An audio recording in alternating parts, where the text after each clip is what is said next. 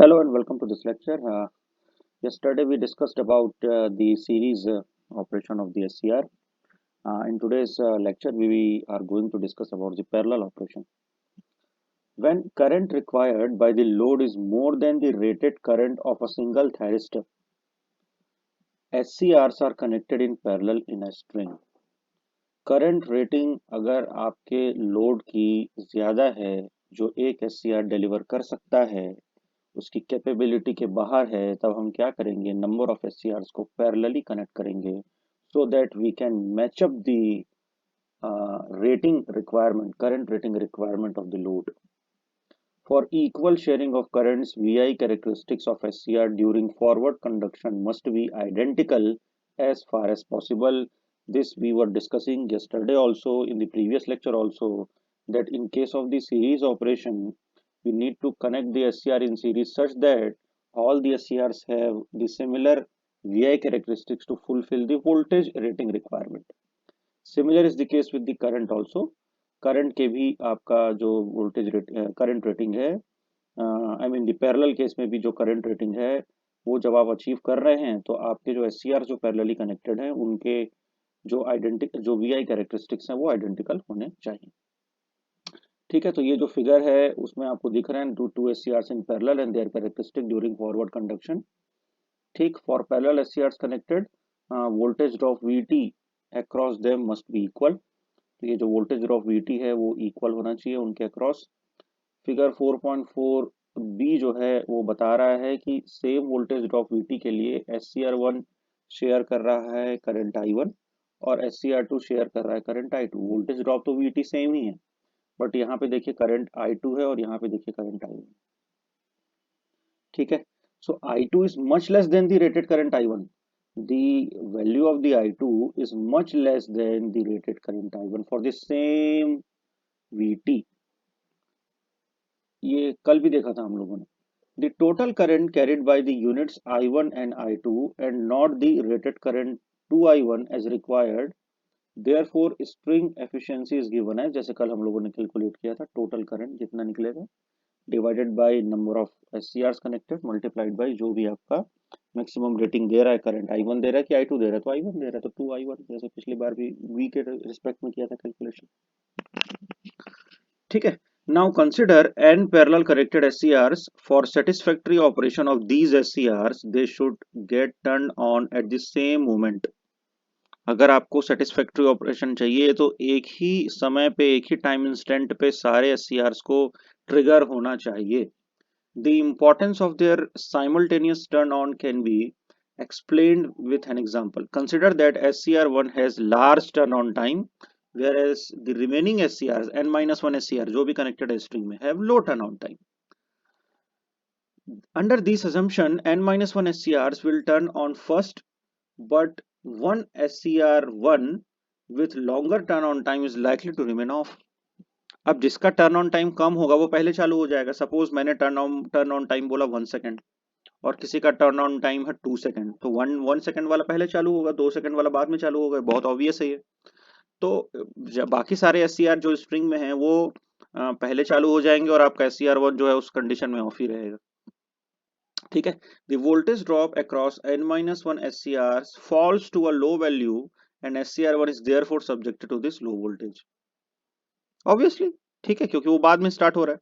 For a given gate drive power, anode to cathode must have some minimum forward voltage called finger voltage for a thyristor to turn on। तो turn on thyristor को turn on करने के लिए जितना voltage हमको चाहिए होता है मिनिमम उसको बोलते हैं फिंगर वोल्टेज। हम लोगों ने होल्डिंग करंट और लैचिंग करंट तो पढ़ा है तो वो करंट के रिस्पेक्ट में है वो जो दोनों डेफिनेशन है। ये किसके रिस्पेक्ट में है? वोल्टेज के रिस्पेक्ट में है। तो मिनिमम वोल्टेज जो चाहिए आपके थायरिस्टर को टर्न ऑन करने के लिए वो होता है फिंगर वोल्टेज। ठीक है, if voltage across SCR1 drops to a value less than its finger voltage then this thyristor will not turn on. As a consequence the remaining SCRs which are already on will have to share the entire load current. As such these SCRs may be overloaded and damaged because of heating caused by overcurrents. अब आपने 10 SCR लगाए हैं उसमें से 8 SCR चालू हो गए और 2 SCR चालू नहीं हुए बट आपने 10 SCR क्यों कनेक्ट किए थे? Looking at the requirement of your load। आपके लोड को 10 SCR के करंट रेटिंग की रिक्वायरमेंट थी. It means you require 10 individual SCRs to match up the current rating of the load. But 2 SCRs are not working. जब 2 SCR working नहीं कर रहे हैं तो बाकी जो 8 SCR हैं उनको फुलफिल करना पड़ेगा उस लोड की डिमांड को. ऐसा करने से क्या होगा? हीट डिसिपेशन होगा, ओवर ड्राइव होंगे वो SCR. ओवर ड्रिवन होने के कारण जो है वो ओवर करंट जो उसके अंदर फ्लो होगा उनके अंदर, उसकी वजह से वो क्या होंगे? डैमेज हो जाएंगे. If one SCR1 is in parallel unit carries more current than the other SCRs, then this SCR1 will have greater junction temperature rise. As a result, its dynamic resistance during forward conduction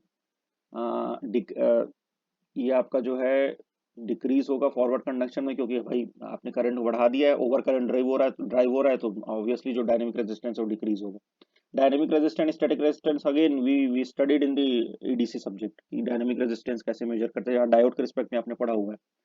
this further increases the current shared by this SCR. Dynamic resistance करना है because of the junction temperature rise, it's dynamic resistance decreases. ठीक है, ये वही बातें हैं, अलग अलग तरीके से इस फिगर के थ्रू आपको समझाने की कोशिश की गई है ना. अभी हीट सिंक की बात करेंगे हम लोग. ठीक है, चलिए आगे चलते हैं और देखते हैं कि और क्या इसमें बता रहा है. This process of the anode current rise become cumulative and subsequently the junction temperature of SCR1 exceeds its rated value. As a result, SCR1 is damaged. This sequence of events may engulf another SCR in such a manner, or in this manner all SCRs in the string may be destroyed permanently. Therefore, when SCRs to be operated in parallel, it should be ensured that they operate at the same temperature. This can be achieved by mounting the parallel unit on one common heat sink. ये कैसा कर सकते हैं हम लोग? Heat sink को parallelly हम लोग माउंट करें, मतलब सारे यूनिट्स को हम लोग पैरेलली माउंट करें कॉमन हीट सिंक में, तब हम ऐसा अचीव कर सकते हैं. तो सिंक हो हीट का वो इस तरीके का हो कि जो भी हीट डिसिपेशन हो रहा है वो उसको एब्जॉर्ब कर ले. Unequal current distribution in a parallel unit is also caused by the inductive effect of current carrying conductors when SCRs are arranged unsymmetrically as shown in figure 4.41a. यहाँ पे unsymmetrical है.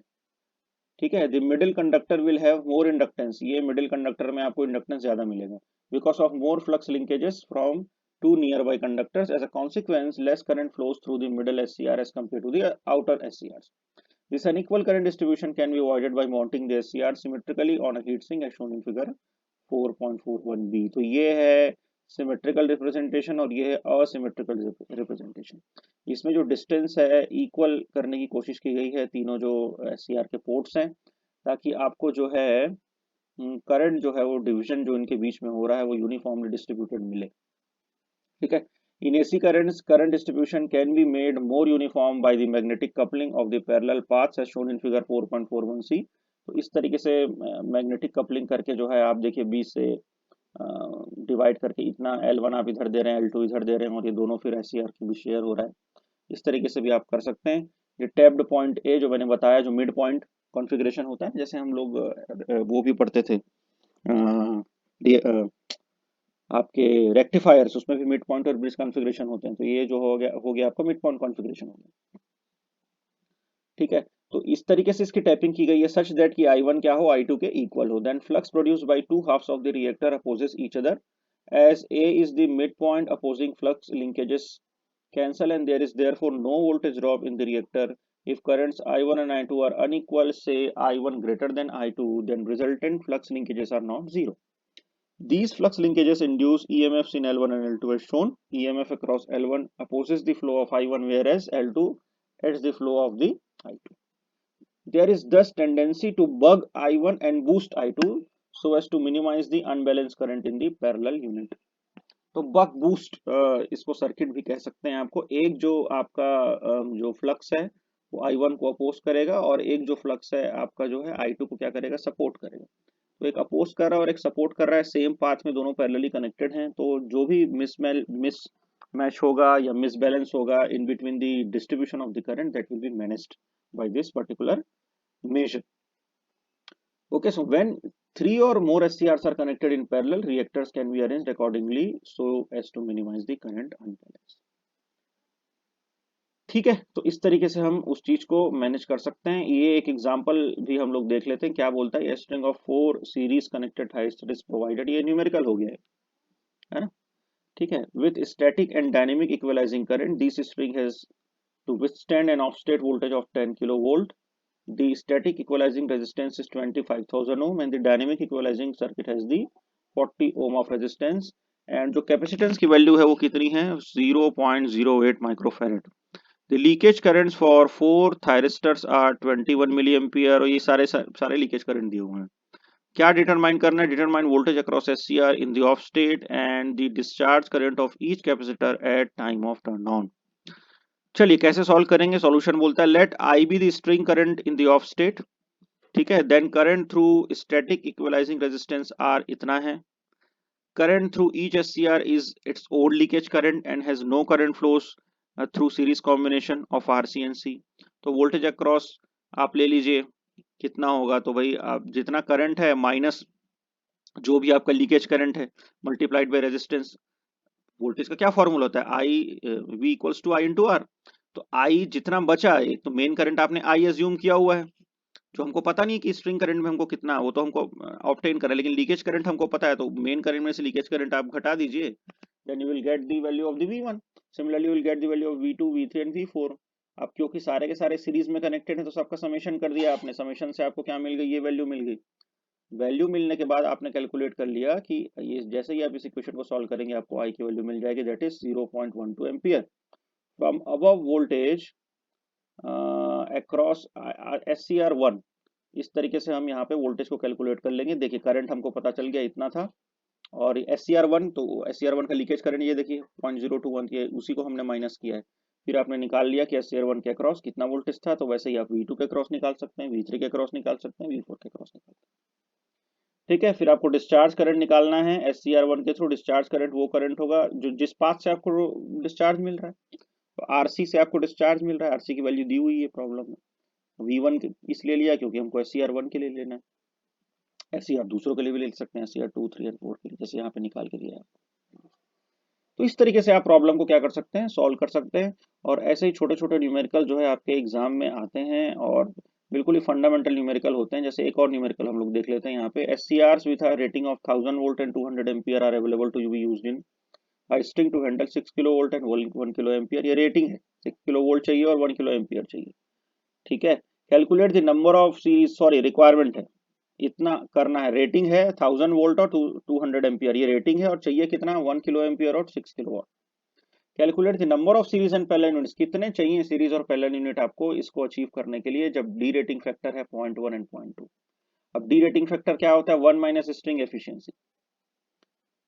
ठीक है, 1 minus string efficiency is D rating factor. इसलिए आपने जो है D rating factor के फॉर्मूले से इसको कैलकुलेट कर लिया। तो डी रेटिंग फैक्टर कितना है यहाँ पे, 0.1। 1 माइनस स्ट्रिंग एफिशिएंसी कैसे निकालते हैं, कितना आपको चाहिए, टोटल कितना चाहिए, 6 किलोवाट मतलब 6000, डिवाइडेड बाय सीरीज में कितने कनेक्ट करने हमको पता नहीं, वही तो निकालना है।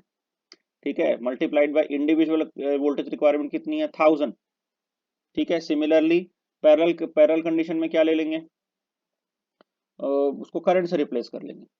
ठीक है, तो इस तरीके से आप जो है इसको कि ये 1 किलो एम्पियर का करंट है तो ये हो गया 1000। पैरेलल में एनपी मतलब पैरेलल यूनिट्स कितने चाहिए वो। ठीक है, स्ट्रिंग एफिशिएंसी एक बार 0.1 ले लिया, एक बार 0.2 ले लिया, तो ये किसके लिए बन रहा है, 0.1 के लिए बन रहा है प्रॉब्लम। इंडिविजुअल करंट कितना दिया हुआ है, 200 एम्पियर, तो ये 200 आ गया, सेम फॉर्मूला। तो यहाँ से आपको नंबर ऑफ सीरीज SCRs कितने कनेक्ट करना है निकल जाएगा, NS में भी और किस में भी, NP में भी। इस फॉर्मूले को इसको जब आप सॉल्व करेंगे तो ठीक से, है ना, you will get the value of NS and NP। Similarly आप चेंज कर दीजिए किसको, डी रेटिंग फैक्टर को। जब आप डी रेटिंग फैक्टर चेंज करोगे तो न्यू NS और NP मिल जाएगा। ठीक है, तो आउटकम क्या है, with higher value of DRF more SCRs required and therefore voltage and current shared by each device are lower than their normal rating. This increases the string reliability through an increased investment. जब हम D rating factor को बढ़ाते हैं, देखिए जब D rating factor 0.1 था तो value कितनी आई थी सीरीज की, 7 और पैरेलल की 6। जैसे ही हमने उसको 0.2 किया तो वैल्यू कितनी आई, 8 और 7, एक एक SCR आपका बढ़ गया, तो कॉस्ट भी इंक्रीज होगी। ठीक है, लेकिन रिलायबिलिटी भी साथ में इंक्रीज होगी, तो थोड़ा सा इन्वेस्टमेंट आपका ज्यादा लगेगा to achieve that particular rating requirement, but you will get the more reliability as well. So this is the whole idea of operating the SCRs in series and parallel condition. Okay, और हमने numerical भी देख लिए, इतना आपके लिए sufficient है। Numerical की तो कोई लिमिट नहीं है और आपके न्यूमेरिकल आप सॉल्व कर सकते हैं, बट आप ये ध्यान रखिए न्यूमेरिकल जब भी आएंगे तो ये एफिशिएंसी डीरेटिंग फैक्टर से रिलेटेड ही आपको पूछे जाएंगे, थोड़ा सा उसमें ट्विस्ट हो सकता है, बट ओवरऑल जो बेसिक कंसेप्ट है वो ये रहने वाला है। ठीक है, नेक्स्ट लेक्चर में हम लोग कुछ और कंसेप्ट डिस्कस करेंगे regarding the thyristor. Thank you for listening and watching.